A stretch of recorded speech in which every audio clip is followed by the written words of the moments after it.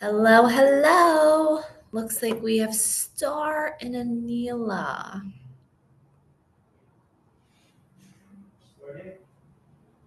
Yeah, come on in.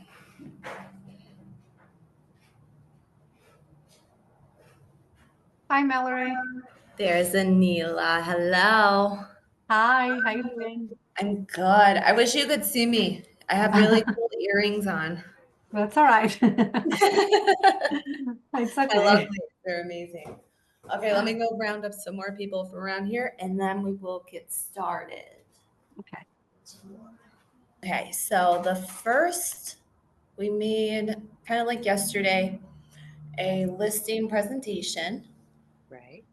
for everyone to use. And again, this is all done on Canva, so you can plug and play your own information in here. The most important thing, obviously, before we even go and do our listing presentation, is we need to know everything about the neighborhood, the last sales, the last comps, how many days on the market, their average sitting. Everybody knows how to use RPR, correct? Mm, Kind I of. normally just use the CMA and MLS. Okay. The RPR will give you a little more refined, and I feel like it's a little easier than the MLS one. I don't know everybody else's opinion, I use but RPR a lot for like things that are maybe out of town. I use Oh, the that's smart.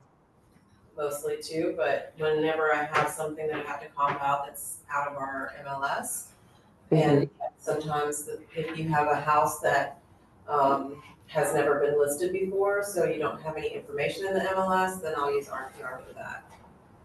I just like that quick one, that quick little Yeah, you can go in range. there and just be like, boom. That's the one. I just like a quick little range, and then I'll either do the MLS one just to make sure. If I think we're out of line on the pricing, whatever RPR showed up, then I'll do one of those. But whichever way you like to do it, just make sure that you are pulling the comps for the neighborhood. We know the days on the market. It'll tell you the closed listings if you look at the bottom, the concessions they gave, financing, all of that. Because then if you take, say they sold it for 350, but they gave 20,000 in concessions, that's really like a 330 number if we look at it. Correct. So these are stuff that we have to know going into it. It's really all about being prepared. You have to be prepared as a buyer's agent, but as a listing agent, you have to be 10 times more prepared. So you're going to want to give them a little story about you, your team, however you work. And this just needs to be quick, just some numbers. I think whatever ChatGPT told me, yes, I've done more than 400 million in residential sales. Look at me go. But make sure your numbers are actually right. But put those in there, quick little blibs about you and stuff that you've done. We do not want a 1,000-word bio about you. Then in marketing, we want to show them how we're going to market their house. Not only are we going to do print, we're going to do social, we're going to do exposures. That can be short videos, postcards to the neighborhood, social media links, and then it goes to over 900 websites, which is here, that it is all fed to. And these are important when you're showing people everywhere that their house is going to be seen. So it's not going to just be seen local, but it's going to show up in over 900 different websites. Our marketing, we start from, just generic from we list it to then we get photography done, postcards are sent out, goes in the MLS, we blast it all over social media. That one's really small. The billboard, obviously we're probably not going to be throwing out billboards unless your marketing spend is outrageous and then you throw up that billboard.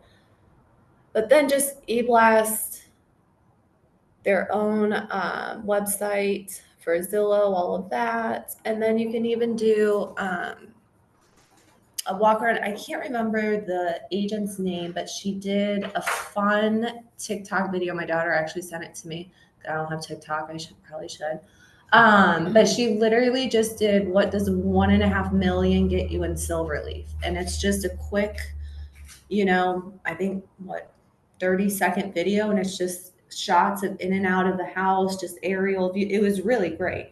And she had when Maddie showed it to me, she had 20,000 views on it. Wow. And that was just posted that day because it showed up in Maddie's feed. So social media, as much as Kayla tells you every day, social media is huge. So that thing probably took her let's say maybe it took her an hour to do the whole thing. And she got 20,000 views in one day. So that's something that you guys really need to start utilizing more, is social media, and explaining to your potential sellers of how your social media works for you. Because if you watch, so I think the best show ever to watch is Owning Manhattan. It's on Netflix. It's Ryan Serhant. I tell everybody about it, but it's literally everything that basically Kayla and I tell you to do. They will be walking down the street and they will be Instagram living themselves walking from one listing appointment to another, or just going to grab their dry cleaning. There's also one guy won the offer for his buyer because he had like 2 million Instagram followers and all of this. So this stuff really does play in, because then you can show that listing agent, look, I have 2 million followers, whatever. This is everywhere I can put it. So this is why we really kind of harp on you about social media. Because how do people find houses? How do people find agents? How do people find anything? It's all online. You have to have an online presence. So then, as far as the selling roadmap, you're going to interview agents, which is where you come in, which is why we need a very strong listing presentation where we know our facts. We can throw social media in there. And then everything that we've done, this is where you sell yourself. Then we're going to sit down, we're going to determine the pricing. And honestly, nowadays, sellers need to pay buyers' agents. So the pricing, I know everybody's pricing is decreasing, whatever, but I can tell you, if you go to a builder, their pricing includes paying that realtor. So maybe when you're strategizing price with this house, if it's feasible, obviously it's a case by case basis, but maybe you can add, 1% something to that list price to help cover the buyer's agent in there. It's the same as builders do. They just raise the price to cover the agent's fee. But again, that's going to go down to comps and if it can support it. And then it's going to come down to the bottom line of what the seller wants to net. So that's really where you need to get in the nitty gritty, is what do they want to net? And then do we have room for a buyer's agent? Is everyone following along so far? Yeah. Mhm. Yes, Okay. ma'am. Okay, perfect. And then obviously after we go over pricing, we're good. Yep, we got our listing agreement signed, then we're gonna do photographs. I can tell you photographs are huge. If you have iPhone photos, if you have stretched photos, if you have photos where toilet seats are open in the bathroom, lights are not on, stuff is not fluffed, their stuff is everywhere. It looks like a bomb went off in that house. Nobody's gonna look at that. They're just gonna skip right through that. So please, photography is very important, because again, how do people find things online? That's where they see your pictures. So please spend a little extra money to get high quality photos. And drones. Hmm? Aerial footage.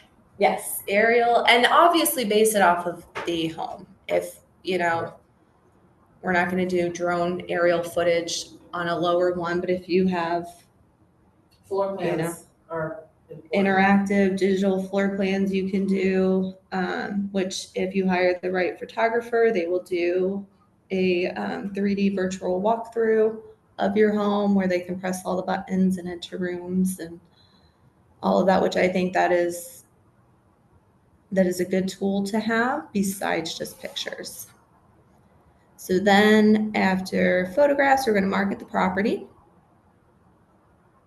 which includes social media, Zillow, realtor.com, social media, everywhere, homes.com. It's going everywhere. And you guys know as agents, you can make your own profiles on realtor.com and homes.com. Zillow too. Zillow, yep, you do not have to pay for whatever programs they have. You can make your own as an agent, which again is another place where you can show them where their house is going to feed to. And then 5, we have our offer. Yay. Number 6, we are under contract.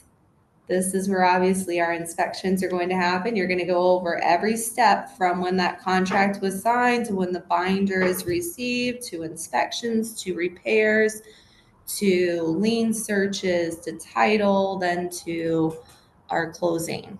Hopefully a good appraiser. And hopefully a good appraiser. Yes. And then if not, we're going to be talking to the appraiser. And then everybody knows that appraisals, you can challenge appraisals.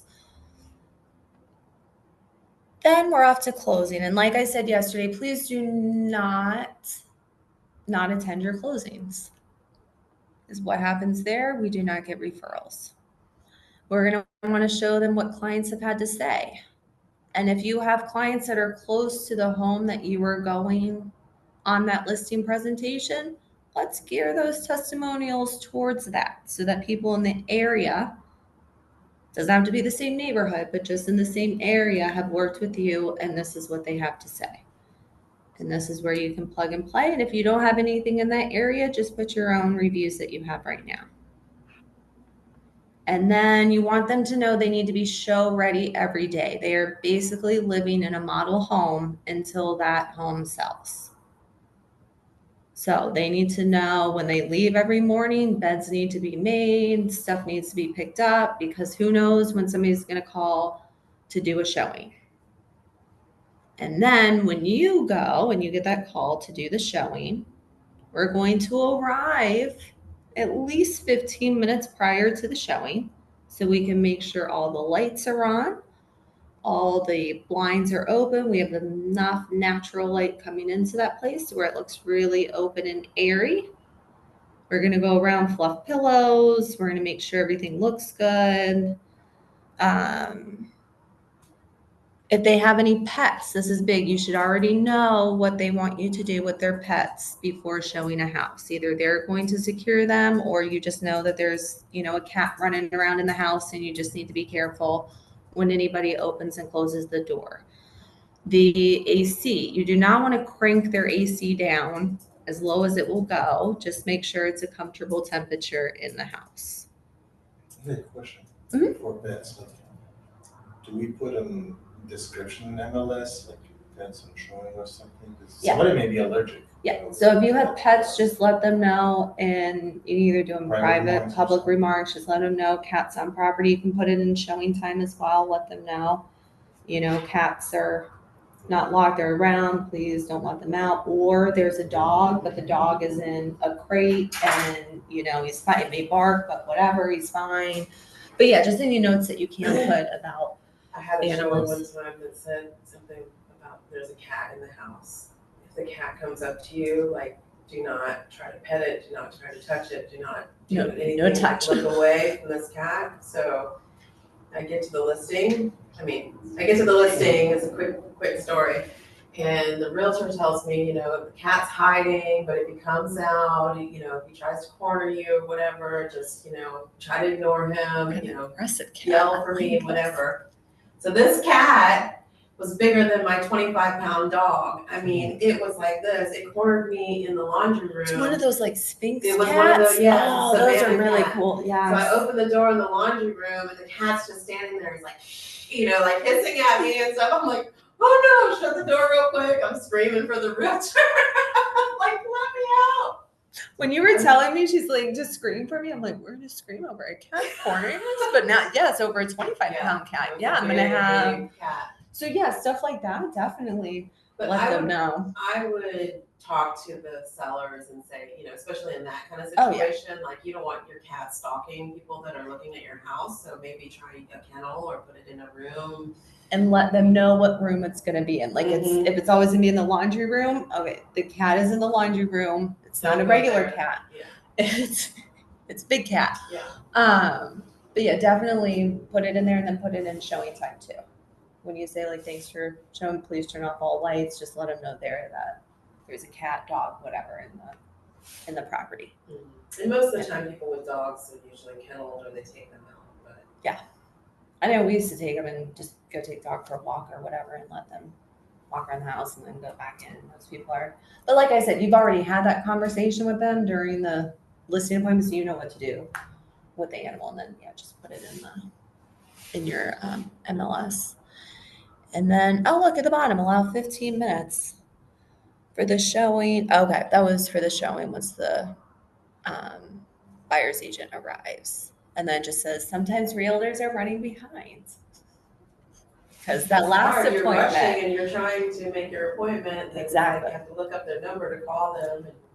because something wasn't, I yeah, would say 20 minutes before and 20 minutes after. I mean, give us a good hour so that way we have time for people being late or maybe sometimes Exactly. people want to spend extra time in there. especially if they really like it. Yeah, so Yeah, you they're can get breaking out them, their measuring tapes you or can get whatever. them placing that furniture in there. Where's that Christmas tree going? Or the menorah, whatever. I was showing, a few weeks ago, I was showing a rental with possible tenants.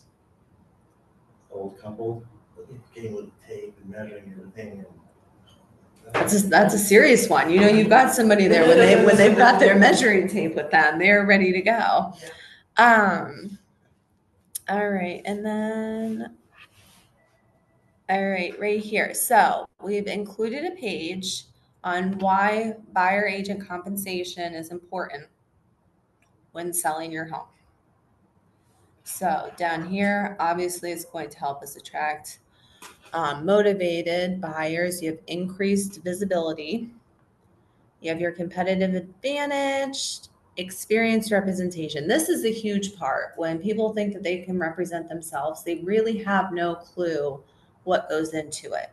Especially a seller trying to represent themselves, like we kind of talked about yesterday. It's a loud one.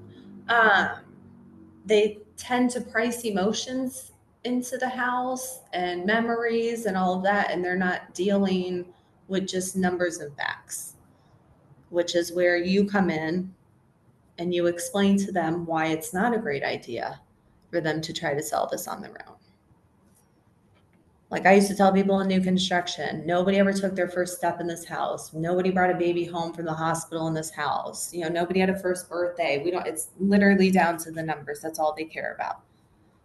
And you just need to explain that to them in a little nicer way, a little fluff on that. And then we all obviously know the market insights. We know what's happening in their neighborhood. We know what's selling. We know the days on the market. We know how to price it right for them so that they're not just listing their house, but they will sell their house. So there's a difference between wanting to list your house and wanting to sell your house. And you can usually figure that out in the price that they have in mind for their house. But then that's where you come in as the expert and show them what numbers and what actually makes sense. So here's some of the inspections, what's included: roof, windows, exterior. We do not have basements here in Florida. One builder built a basement, and it is now the Leaning Tower of Pisa in St. Augustine. Foundation, heating and cooling, plumbing, electrical, health and safety, obviously that's code, appliances, and then attic. And then as is, what does the as is mean? The as is the same as a PASA. On the PASA, they did not have to agree to do anything on that RRTA. They always had the chance to say no. The as is, you bought it as is, but you do have those 15 days to inspect the property. If within those 15 days, you have to have that inspection done, repairs agreed upon, everything in those 15 days, that's the change. Is you do not have the 10 days to do the inspection and then the additional 7 days to negotiate. That all gets done in those 15 days now. And then you can go over cost of inspections. And then some of the frequently asked questions on here. That's within 7, so we're gonna change that. All right, and then, so I threw in an RPR in here and I just chose a house. So you can kind of show them, this one gives them quite a big range. So I would adjust the comps, which you can in there. And then you can show them the property history. And again, you don't really want to get huge into all of this because this can really overwhelm a seller who may not be as data driven as some others. And then you'll find the ones that are type A personalities and they love this. And this is what they want to see. They want to see numbers, graphs, charts, all of that. Whereas your more free thinkers, creative types, this means nothing to them. So kind of gear this towards who you're, I'm serious, the creatives, they're just out there. And then your neighborhood housing stats and charts right here.